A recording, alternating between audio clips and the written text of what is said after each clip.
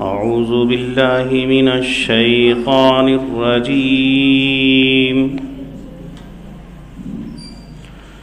بسم الله الرحمن الرحيم.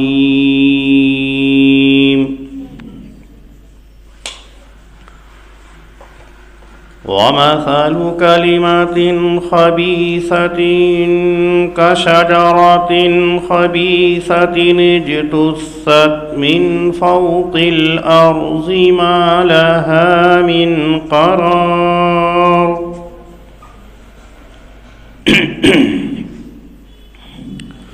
يثبت الله الذين آمنوا بالقول الثابت في الحياة الدنيا وفي الآخرة ويذل الله الظالمين ويفعل الله ما يشاء.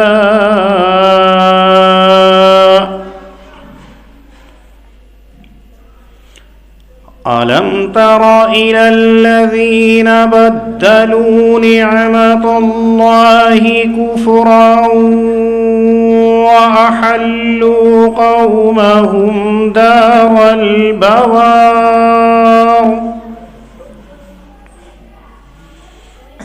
جهنم يصلونها وبئس القرار. صدق اللہ العظیم.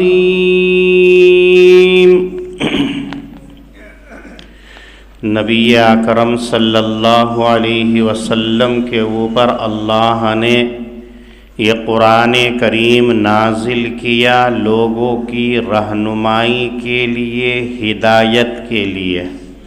اس قرآن کریم کے اندر اللہ رب العزت نے مختلف طریقوں سے لوگوں کو راہ زندگی دکھلائی، مختلف طریقوں سے انہیں کامیابی کا راستہ دکھلایا.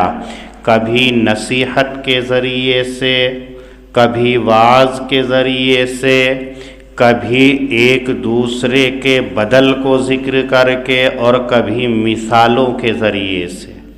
پچھلی آیات کریمہ کے اندر اللہ رب العزت نے مومنین کی مثال دی تھی کہ مومن کا کام اور مومن کی مثال ایسی ہے جیسا کہ ایک درخت ہوتا ہے، اور وہ درخت ایسا کہ پاکیزہ ہوتا ہے، ہر موسم کے اندر پھل دیتا ہے، شاخ اس کی آسمان تک ہوتی ہے، جڑیں زمین کے اندر مضبوط ہوتی ہیں. ایسے ہی مومن ہوتا ہے کہ وہ اپنی ذات سے تمام کو فائدہ پہنچاتا ہے، ایمان اس کا متزلزل نہیں ہوتا ہے، ہر ایک کو فائدہ پہنچا کر کے اللہ رب العزت کے پاس میں پہنچتا ہے. جیسا کہ کھجور کا درخت ہوتا ہے کہ آپ اس کو دیکھیے، وہ اپنے پھل سے بھی لوگوں کو فائدہ پہنچاتا ہے، اپنے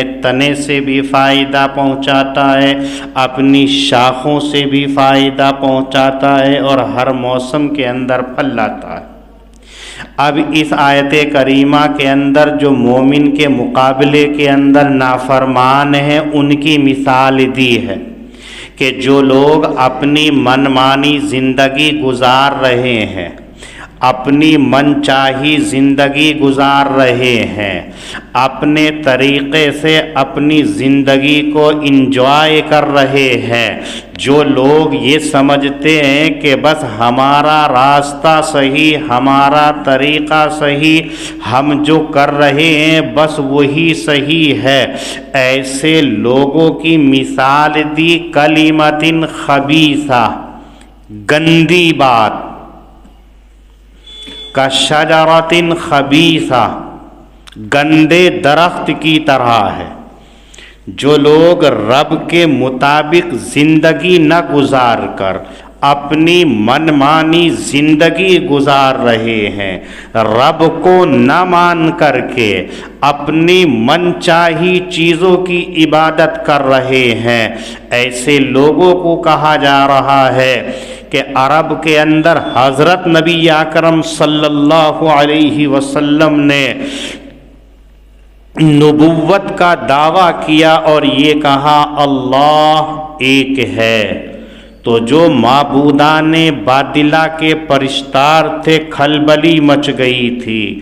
کسی نے لات کو، کسی نے ہبل کو، کسی نے عزا کو، کسی نے کسی کو اپنا معبود بنا رکھا تھا. ان لوگوں کی مثال دی ہے، ایک گندی بات ہے گندے درخت کی طرح. یہ گندا درخت کون سا ہے؟ حضرات مفسرین رحمہم اللہ فرماتے ہیں کہ حدیث کے اندر شجرہ خبیثہ جو ہے حنظل کو قرار دیا. یہ حنظل ایک درخت ہوتا ہے جس کی بو بھی اچھی نہیں ہوتی ہے، اس کا پھل بھی کڑوا ہوتا ہے اور مضبوط بھی نہیں ہوتا ہے، کسی کے کام میں نہیں آتا ہے. وہ زمین کے اوپر ہلکے سے ہی جمع ہوتا ہے، اگر کوئی تیز اس کو کھینچ لے تو وہ اکھڑ کے آ جائے گا. اتنا کہ نہ تو زمین کے اوپر اس کا ٹھہراؤ، نہ کسی انسان کو اس کے پھل سے فائدہ، نہ کسی انسان کو اس کی شاخوں سے فائدہ، نہ کسی انسان کو اس کے تنے سے فائدہ، نہ کسی انسان کو اس کی خوشبو سے فائدہ. سراپا بے حیثیت. تیز ہوائیں چل جائے، طوفان آ جائے تو ایسی صورت کے اندر وہ اکھڑ کر کے گر جاتا ہے، بالکل کمزور ہوتا ہے. بس ایسی ہی مثال ہے ان لوگوں کی جو اللہ رب العزت کا انکار کرنے والے ہوتے ہیں، کہ ان کا اعتقاد ہو، ان کا ایمان ہو، ذرا سے جھونکے سے متزلزل ہو جاتا ہے، وہموں کے شکار ہو جاتے ہیں، توہمات کے شکار ہو جاتے ہیں، شکوک و شبہات کے اندر پڑ جاتے ہیں. ان کو کوئی مضبوطی نہیں ہوتی ہے، ان کا بالکل مذہب، ان کا ایمان اسی درخت کے مانند ہے جس کو شجرہ خبیثہ کہا ہے، حنظل کے درخت کے مانند، کہ وہ جب چاہتا ہے گر جاتا ہے. ایسے ہی وہ لوگ کہ جو اپنی من چاہی زندگی گزار کے من چاہی عبادت کرتے ہیں، ایسے لوگوں کا حال یہی ہے، کوئی قرار کوئی ٹھکانہ نہیں ہوتا ہے. یثبت اللہ الذین آمنوا بالقول الثابت فی الحیاۃ الدنیا وفی الآخرہ. اللہ رب العزت نے مومنین کی تعریف کی تھی، اس آیت کریمہ کے اندر مومنین کی مدح کر رہے ہیں اور ان کا فائدہ بتلا رہے ہیں. جو لوگ ایمان لے آئیں، جنہوں نے اپنے اعمال کو درست کر لیا، جنہوں نے حضرت نبی اکرم صلی اللہ علیہ وسلم کی بات پر لبیک کہہ دیا، جنہوں نے اپنی زندگی کو اخروی زندگی کے اوپر ترجیح نہ دی بلکہ اپنی دنیاوی زندگی کو ختم کر کے اخروی زندگی کو اختیار کر لیا، جنہوں نے حضرت نبی اکرم صلی اللہ علیہ وسلم کے ہاتھ کے اوپر اسلام قبول کر لیا، ایسے لوگوں کو اللہ فرما رہے ہیں کہ اللہ ان لوگوں کو مضبوط کرتے ہیں، مضبوط بات کے ذریعے سے، دنیاوی زندگی کے اندر بھی اور آخرت کے اندر بھی مضبوط فرماتا ہے اللہ رب العزت ان لوگوں کو جو ایمان لے آئے مضبوط بات سے، دنیاوی زندگی کے اندر بھی اور آخرت کے اندر بھی. اللہ کے مضبوط کرنے کا مطلب یہ ہوتا ہے کہ جن کے دلوں کے اندر اللہ ایمان کو رچا دیتا ہے، راسخ کر دیتا ہے، اب وہ ایمان کا دامن نہیں چھوڑتے. ایک مرتبہ ایمان ان کے قلوب کے اندر آ گیا ہے تو اب وہ اللہ کی تائید ان کے ساتھ میں ہوتی ہے، مشیت ایزدی ہوتی ہے، اللہ کی مدد ان کے ساتھ میں ہوتی ہے، اب وہ مضبوط ہو جاتے ہیں، اپنا دامن اسلام سے ایمان سے ہٹاتے نہیں ہیں، ایک مرتبہ مضبوط ہو گئے، اور پھر اللہ دنیا کے اندر بھی ان کی مدد فرماتے ہیں اور آخرت کے اندر بھی مدد، دنیا کے اندر مدد کہ جب بھی کوئی پریشانی آتی ہے تو ان کا ایمان اور مضبوط ہوتا ہے۔ آقا صلی اللہ علیہ وسلم فرماتے ہیں مومن کی شان بھی اللہ نے عجیب و نرالی بنائی ہے کہ اگر اسے نعمتیں ملتی ہیں تو اللہ کا شکر کرتا ہے، اور اگر کوئی تکلیف پہنچتی ہے، کوئی مصیبت پہنچتی ہے تو صبر کرتا ہے، اور دونوں حالتوں کے اندر اللہ تعالیٰ مومن کے مقام کو بلند کرتے ہیں۔ یہی دو صورتیں ہیں، یا تو انسان خوش ہوگا یا انسان خوش نہیں ہوگا، اس کے علاوہ کوئی صورت نہیں ہوتی ہے، اور دونوں صورتوں کے اندر وہ اللہ کے اوپر ایمان رکھتا ہے کہ اللہ نے خوشی کا موقع دیا تو اسی کی طرف سے ہے، اللہ نے کوئی مصیبت سامنے کھڑی کی ہے تو اللہ ہی کی طرف سے ہے۔ اسی واسطے روایتوں میں آتا ہے عبداللہ ابن مسعود رضی اللہ تعالیٰ عنہ، حضرت حذیفہ ابن الیمان رضی اللہ تعالیٰ عنہ، یہ حضرات صحابہ کرام فرماتے ہیں کہ جس آدمی کا ہر چیز کے اوپر اتنا ایمان نہ ہو کہ وہ اللہ کی طرف سے نہیں ہے، اس کا ٹھکانہ جہنم ہے۔ اگر خوشی مل رہی ہے، چاہے دنیاوی دولت مل رہی ہو، دنیاوی شہرت مل رہی ہو، تو یہ بھی اللہ کی طرف سے، کسی انسان کی اپنی کوئی طاقت نہیں ہے کہ وہ یہ ساری چیزیں حاصل کر لے۔ اور اگر کوئی تکلیف پہنچ رہی ہے تو یہ یقین ہونا چاہیے، ایمان ہونا چاہیے، یہ بھی اللہ ہی کی جانب سے۔ اگر کسی آدمی نے کسی اور کی طرف منسوب کر دیا تو یہ حضرات فرماتے ہیں کہ اس کا ٹھکانہ جہنم ہے۔ آج ہم اپنا گریباں میں جھانک کر کے دیکھیں، اگر ذرا سے پیسے آ گئے تو ہم کیا کہتے ہیں؟ قوت بازو کے ہیں، یہ ہمارے ہیں، ہماری محنت ہے، ہم نے دماغ لڑایا اور ہم نے کہاں سے کہاں ترقی کر لی۔ یہ سوچو اس دماغ کو طاقت سوچنے کی کس نے دی ہے؟ اس ہاتھ کے اندر کمانے کی طاقت کس نے دی ہے؟ جسم کے اندر جان کس نے دی ہے؟ اگر وہ نکال لے، اور یہ اللہ کرتے بھی ہیں کہ جب بچہ دنیا کے اندر آتا ہے کچھ نہیں کر سکتا ہے، پھر ایک دور آتا ہے جوانی کا، شباب کا، جو چاہے سب کر لیتا ہے، لیکن پھر دور آتا ہے بڑھاپے کا، پھر ایسے ہی رہ جاتا ہے۔ تو اس کی کون سی طاقت ہے، کون سا اس کا کمال ہے جو انسان کر رہا ہے؟ یہ یقین ہونا چاہیے جب ایمان کے اندر آ گئے تو چاہے اچھی ہو یا بری ہو، کوئی سی بھی صورت ہو، یقین ہو کہ اللہ رب العزت کی جانب سے ہے۔ فی الحیات دنیا والآخرہ، دنیاوی زندگی کے اندر اور آخرت۔ آخرت سے مراد ہے عالم برزخ، میدان محشر والی آخرت مراد نہیں ہے اس جملے کے اندر، عالم برزخ۔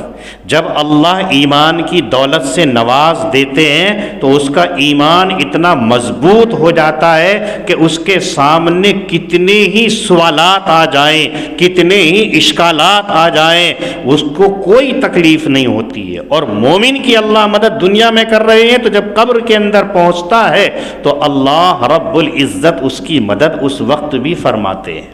حضرات مفسرین رحمہم اللہ فرماتے ہیں کہ جب آدمی قبر کے اندر پہنچ جاتا ہے تو حدیث میں آپ نے سنا ہوگا، پڑھا ہوگا کہ وہاں منکر نکیر اس سے سوالات کرتے ہیں۔ آپ نے پتہ کیا ہوگا، سنا ہوگا کہ 3 سوالات کیے جاتے ہیں۔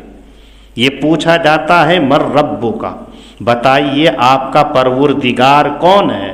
مر رسولو کا، بتائیے آپ کا رسول کون ہے؟ ما دینو کا، یہ بتائیے آپ کا مذہب کیا ہے؟ یہ 3 سوالات قبر کے اندر ہر انسان سے ہوتے ہیں۔ جس نے ایمان کو اپنے سینے کے اندر محفوظ رکھا، اللہ تعالیٰ اس کے بارے میں کہہ رہے ہیں وہاں اس کو مضبوط کرتے ہیں.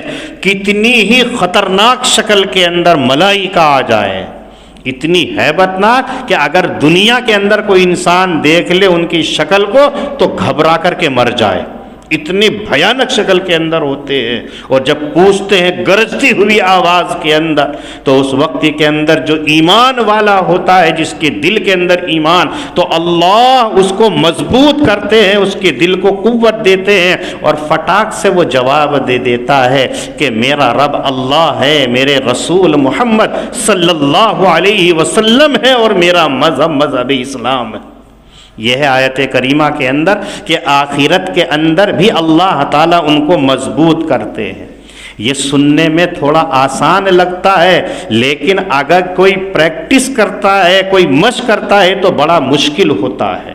آپ دیکھیے بچہ اسکول یا مدرسے کے اندر پڑھتا ہے، جب امتحان کا نمبر آتا ہے تو وہ بھول جاتا ہے. ٹیوشن لیتا ہے، رات دن محنت کرتا ہے، لیکن سوال جب سامنے آتا ہے اور جو محرر جو ممتحن ہوتا ہے، ایگزامنر ہوتا ہے، جب اس کی سخت اور گرج آواز سنتا ہے یا اس کی شکل کو دیکھتا ہے سخت ہوتا ہے تو سارا بھول جاتا ہے. چھوٹے چھوٹے بچوں کو دیکھیں، مفتی صاحب کے شاگرد ہیں، جب امتحان قاری صاحب سال میں ایک مرتبہ کراتے ہیں تو ممتحن آتا ہے تو اس صورت کے اندر بچہ کتنا پکا یاد ہوتا ہے، کہنا کچھ چاہتا ہے پڑھ کچھ دیتا ہے، یاد ہے اس کو، لیکن سامنے والے کی شکل کو دیکھ کر کے اسے گھبراہٹ ہو جاتی ہے. لیکن جس طالب علم نے پورے سال محنت کی ہوتی ہے، امتحان کے دنوں کے اندر وہ تیاری نہیں کرتا ہے، چاہے استاذ کتنا بڑا آ جائے، ممتحن کتنا بڑا آ جائے، فٹاک سے وہ جواب دیتا ہے. کیوں؟ اس کی تائید ہوتی ہے، اس کی برکت ہوتی ہے. لیکن آج کیا حال ہے چل رہا ہے کہ امتحان کے ٹائم پہ رات دن محنت ہوگی، امتحان کے ٹائم کے اوپر ٹیوشن بھی لگائی جائے گی، اور پھر بھی فیل ہو جاتا ہے. ایسے ہی وہاں ہے جب قبر کے اندر انسان پہنچتا ہے تو جس نے تیاری کر رکھی ہے، اپنے ایمان کو مضبوط کر رکھا ہے، اپنے ایمان سے ہٹتا نہیں ہے، تو اس کے سامنے جب فرشتہ آتا ہے اور پوچھتا ہے من ربک کا، تو فٹاک سے کہتا ہے ربی اللہ، میرا رب تو اللہ ہے. پوچھتا ہے من رسول کا، تیرا رسول کون ہے؟ فوراً کہتے ہیں رسولی محمد الرسول اللہ. پوچھتے ہیں ما دینوں کا، کہا دینی الاسلام، میرا دین تو اسلام ہے. وہاں اللہ تعالیٰ مدد فرماتے ہیں، کوئی پریشانی نہیں ہوتی ہے. پریشانی کس کو ہوتی ہے؟ جو ایمان کے اندر شکوک و شبہات کرنے والے ہوتے ہیں، جو نافرمان ہوتے ہیں. ایک واقعہ یاد آیا، حضرت امام بخاری رحمۃ اللہ علیہ کے استاذ ہیں یحییٰ ابن اقسم رحمۃ اللہ علیہ. امام بخاری رحمۃ اللہ علیہ نے ان سے پڑھا، اعلیٰ درجے کے محدث، پوری زندگی روایت میں اور درایت میں گزاری ہے. بڑے بڑے ان کے سامنے زانوئے تلمذ کو اختیار کرتے ہیں. حدیث جب پڑھاتے ہیں تو کسی کی مجال اور جرت نہیں ہوتی ہے کہ ان کے سامنے لب کشائی کر سکے. امام بخاری جیسا امام جس کو پوری دنیا نے اپنا امام مانا، وہ بھی ان کے سامنے زانوئے تلمذ اختیار کرتا ہوا شاگردی اختیار کرتا ہے. یحییٰ ابن اقسم رحمۃ اللہ علیہ، ان کا انتقال ہو گیا. اپنے وقت کے امام، اپنے وقت کے محدث، اپنے وقت کے فقیہ، جب انتقال ہو گیا تو کسی نے خواب کے اندر ان کے شاگردوں میں سے، متعلقین میں سے دیکھا اور ان سے پوچھا کہ حضرت اللہ رب العزت نے آپ کے ساتھ میں کیا معاملہ کیا ہے؟ حضرت یحییٰ ابن اقسم علیہ الرحمہ کہنے لگے اللہ نے میرے ساتھ فضل کا معاملہ کیا، اللہ نے مجھے بخش دیا اور جنت کا مجھے پروانہ سنا دیا، جنت کی طرف مجھے منتقل کر دیا. تو خواب دیکھنے والا یہ کہتا ہے ہمیں تو یقین تھا، امید یہی تھی، اس لیے کہ پوری زندگی آپ نے علم حدیث میں گزاری ہے، روایت نقل کر رہے ہیں، حدیث پہنچا رہے ہیں، طلبہ کو پڑھا رہے ہیں، جس کی پوری زندگی تعلیم و تعلم میں گزری ہو۔ آپ صلی اللہ علیہ وسلم فرما رہے ہیں انما انا بعثت معلما، مجھے معلم ہی بنا کر کے بھیجا گیا ہے۔ تو آپ ان کے نقش قدم پر چل رہے تھے تو یقیناً اللہ تعالیٰ آپ کے ساتھ میں رحمت کا معاملہ فرماتے، آپ کی بخشش تو ہونی ہی ہونی تھی۔ تو حضرت یحییٰ ابن اقسم رحمۃ اللہ علیہ نے کہا ایسا نہیں ہے جیسا آپ سمجھ رہے ہیں کہ میں نے پوری زندگی حدیث پڑھانے کے اندر، حدیث دانی کے اندر، حدیث رانی کے اندر، روایت اور درایت کے اندر گزاری ہے، اس وجہ سے میری بخشش نہیں ہوئی ہے۔ اتنے سال پڑھانے کی وجہ سے اللہ نے میری بخشش نہیں فرمائی۔ پوچھا کہ پھر کیا ہوا؟ تو یحییٰ ابن اقسم نے کہا کہ جب مجھے جنازے کو نماز پڑھا کر کے قبرستان کے اندر لے کر کے گئے اور قبر کے اندر اتار دیا، دفنا دیا اور تم سب واپس ہو گئے، تو وہی دندناتے ہوئے دو فرشتے ایک دم سے میرے سامنے نمودار ہوئے، جو آقا صلی اللہ علیہ وسلم نے فرمایا کہ جیسے انسان قبر کے اندر جاتا ہے تو منکر نکیر فوراً اللہ کی طرف سے آ جاتے ہیں اس کا حساب و کتاب شروع کرنے کے لیے، اس سے پوچھنے کے لیے کہ آیا وہ کون سے تعلق رکھنے والا ہے۔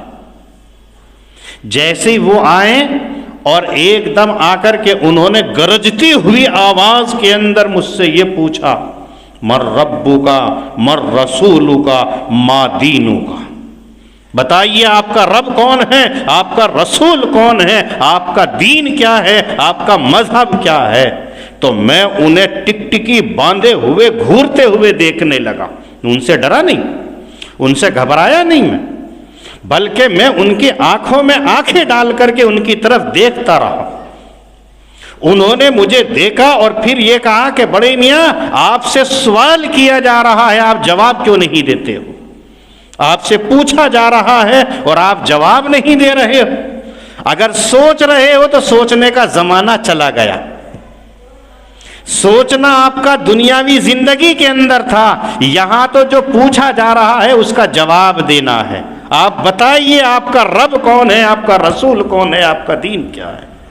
حضرت یحییٰ کہتے ہیں میں پھر ان کی طرف کو دیکھ رہا ہوں، انہوں نے دوسری مرتبہ پھر ایسے ہی گھورا، پھر یہی سوال کیا، میں نے پھر ان کو دیکھا، انہوں نے پھر کہا کہ یہ کیا بات ہے، جواب کیوں نہیں دیتے ہیں، جواب دیجئے۔ تو حضرت یحییٰ ابن اقسم رحمۃ اللہ علیہ کہتے ہیں کہ میں یہ سوچ رہا ہوں کہ میں دنیا کے اندر جب تھا تو اس وقت کے اندر میں ایک حدیث نبی اکرم صلی اللہ علیہ وسلم کی پڑھ کر کے آیا تھا، وہ حدیث میرے ذہن کے اندر ہے اور آپ کا برتاؤ دیکھ رہا ہوں۔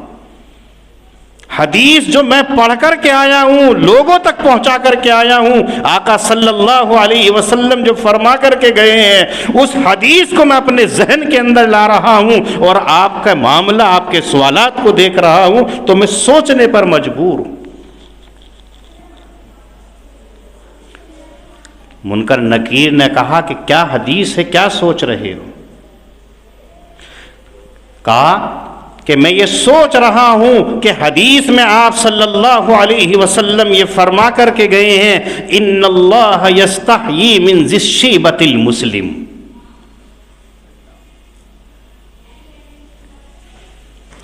جس انسان کے بال سفید ہو جاتے ہیں اس سے تو اللہ رب العزت بھی شرماتا ہے، جس کے داڑھی کے بعد سفید ہو گئے اللہ رب العزت بھی اس سے شرماتا ہے۔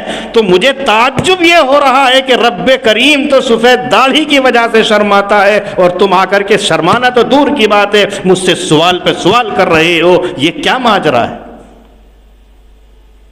ملائکہ کے پاس میں کوئی جواب نہیں ہے، منکر نکیر خاموش ہو گئے کہ ایک طرف آقا کا فرمان ہے اور ایک طرف ہمیں متعین کیا گیا کہ اس سے سوال کیے جائے۔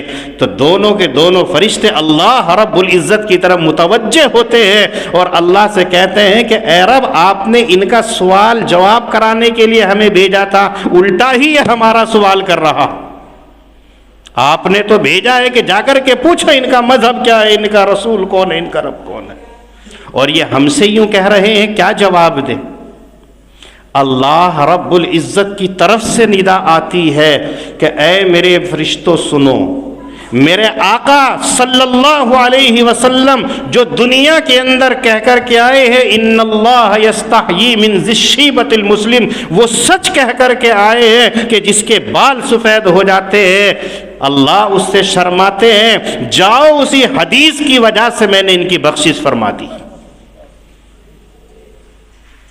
معلوم یہ ہوا قبر کے اندر سوال ہوتا ہے، لیکن اگر ایمان والا ہوتا ہے تو اللہ رب العزت اس کی مدد فرماتے ہیں۔ یہ ہے فی الحیات الدنیا والآخرہ، کہ آخرت کے اندر یعنی عالم برزخ کے اندر بھی اللہ تعالیٰ اس کی مدد فرماتے ہیں کہ فرشتوں سے جواب۔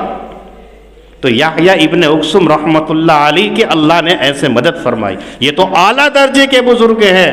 مورخین نے ایک عام انسان کا واقعہ بھی لکھا ہے کہ اگر ایمان مضبوط ہوتا ہے تو ملائکہ سے وہ بھی نہیں گھبراتا۔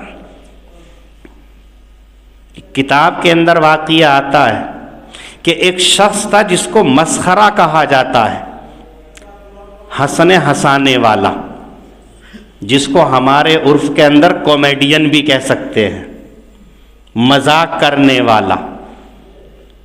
اس کی عادت ہوتی ہے کہ اتنا ہی سنجیدہ بیٹھا ایسا چٹکلا چھوڑ دے گا ہنسنے لگیں گے، کبھی ہنستے ہی نہیں ہے، ایسی بات کر دی ایک دم سے ہنسی آ جائے گی، سوتے سوتے کو ہنسی آ جاتی ہے، اس کے کانوں کے اندر تو آواز پہنچ جاتی ہے، ایسا ہوتا ہے۔ تو ایسے ایک نوجوان تھا، مذاق کیا کرتا تھا، سب میں مشہور تھا کہ یہ سوائے مذاق کے کچھ نہیں کرتا ہے۔ اس کا انتقال کا وقت قریب آ گیا، بیمار ہو گیا، ہر چند اس کا علاج کرایا، لیکن اس کا علاج سے کچھ فائدہ نہیں بلکہ اور روز بروز اس کی طبیعت خراب ہوتی چلی گئی، آخری مرحلہ آ گیا۔ اسے بھی یقین ہو چلا کہ اب تیرا آخری وقت آن پہنچا ہے، انتقال ہو جائے گا۔ تو اپنے گھر والوں کو اس نے بلایا اور کہا کہ دیکھو آپ نے ہر چند کوشش کر لی، میرا علاج کرا لیا، تمام اطباء فیل ہو گئے، تمام حکیم فیل ہو گئے، تمام دوائیں بیکار ہو گئی ہیں، اب اللہ کے پاس میں جانا ہے، لیکن میری ایک آخری خواہش ہے، آپ اس کو پوری کر دینا۔ گھر والوں نے پوچھا بتائیے وہ کیا خواہش ہے؟ کہا کہ جب میرا انتقال ہو جائے، دیکھو نوجوانی کی حالت کے اندر میرا انتقال ہو رہا ہے، میرے بال ایک بھی سفید نہیں ہوئے، سارے کالے ہوئے ہیں، ابھی سارے کالے ہیں، کوئی سفید نہیں ہے، اور میرا انتقال ہو رہا ہے، جب میرا انتقال ہو جائے تم نہلا دو، کفنا دو، تو آٹا یا چونا لے کر کے میری داڑھی کو سفید کر دینا۔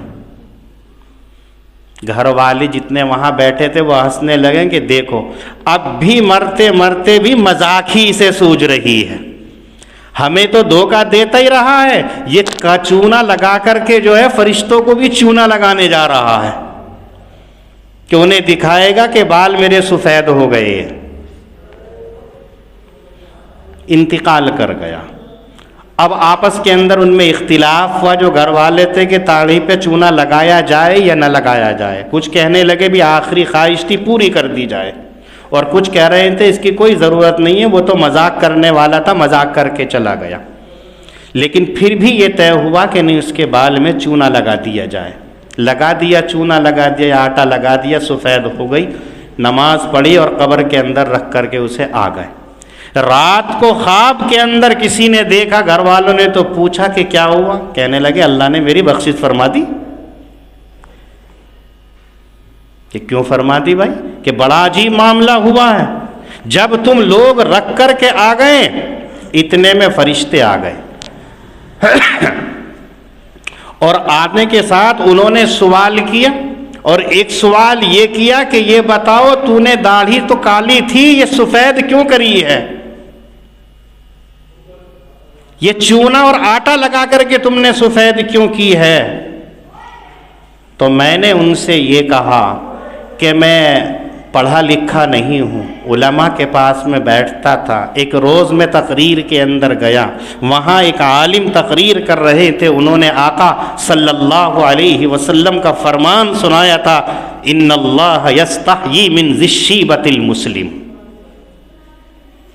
کہ جس مسلمان کی داڑھی کے بال سفید ہو جاتے ہیں اللہ تعالیٰ اس سے شرماتے ہیں، اور شرمانے کا مطلب یہ ہے جب آدمی شرماتا ہے تو سامنے والے سے کچھ کہتا نہیں ہے، جب وہ آنکھ ہی نہیں ملا رہا ہے تو سوال کیسے کرے گا؟ جو بے حیا ہوتا ہے وہی منہ زور ہوتا ہے، بد زبان ہوتا ہے، اور جس کے اندر حیا ہوتی ہے وہ کلام نہیں کرتا ہے۔ اور میرے آقا فرما رہے ہیں کہ اللہ تعالیٰ حیا فرماتے ہیں، شرماتے ہیں، تو میرے بس میں تو نہیں تھا کہ میں اپنے بال کے اندر بڑھاپا لے آؤں، سفید کر لوں، لیکن اتنا تو تھا کہ اصل نہیں ہے تو نقل کر کے آ جاؤں، کیا پتہ میری یہ عادت اور یہ ادا میرے رب کو پسند آ جائے، اس لیے میں اپنی داڑھی کو سفید کرنے کو کہہ کر کے آیا تھا۔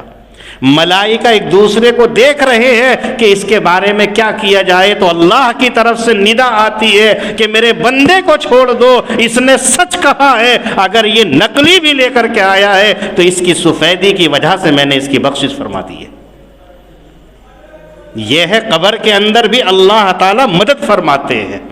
اس لیے ایمان اتنی اچھی چیز ہے کہ ایمان ہمارے پاس میں جہاں اچھے کے چکے چھوٹ جاتے ہیں وہاں اللہ رب العزت ان مومنین کی مدد فرماتے ہیں۔ یوسف بالقول الثابت فی الحیات الدنیا وفی الآخرہ، آخرت کے اندر، عالم برزخ کے اندر۔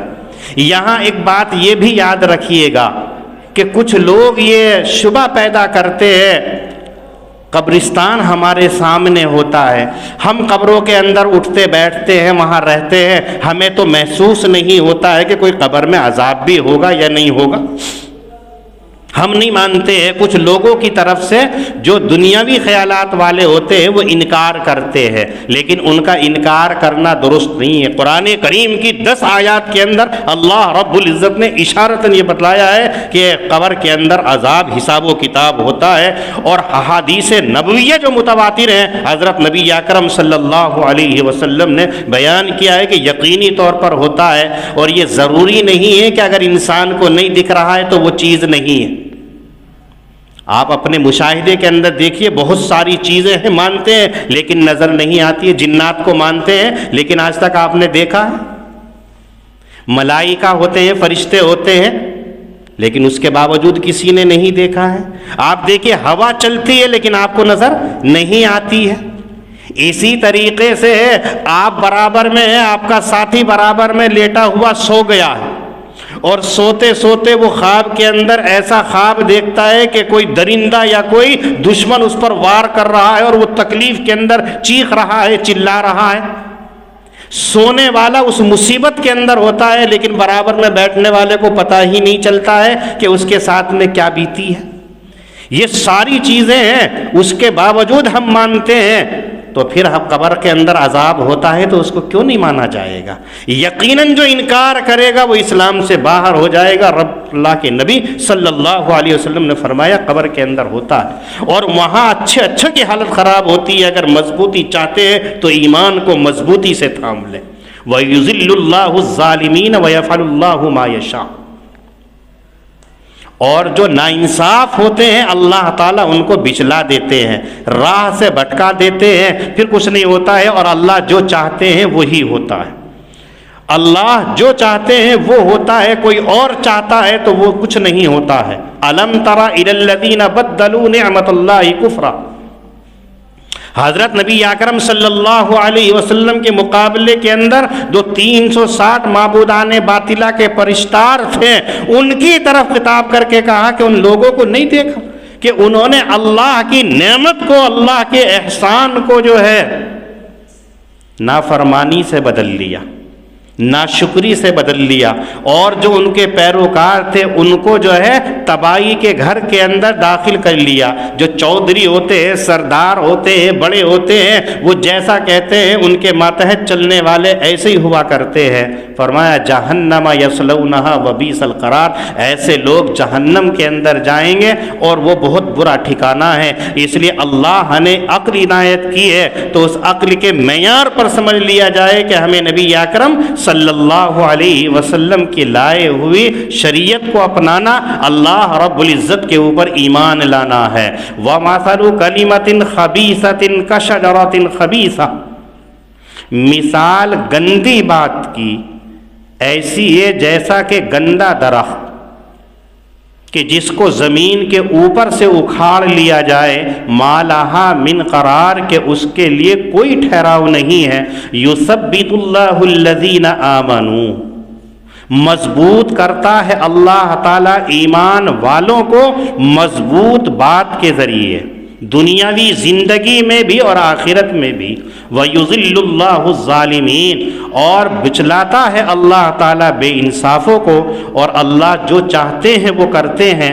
أَلَمْ تَرَ إِلَى الَّذِينَ بَدَّلُوا، کہ آپ نے نہیں دیکھا ان لوگوں کی جانب کہ جنہوں نے بدل لیا اللہ کے احسان کو ناشکری سے۔ وَأَحَلُّوا قَوْمَهُمْ دَارَ الْبَوَارِ، اور گمراہ کیا اور ڈال دیا انہوں نے اپنی قوم کو تباہی کے گھر کے، جو دوزخ ہے جس میں وہ داخل ہوں گے، اور وہ بہت ہی برا ٹھکانہ ہے۔ اللہ پاک ہم سب کو دین کی صحیح سمجھ عطا فرمائے۔ وآخر دعوانا ان الحمد للہ رب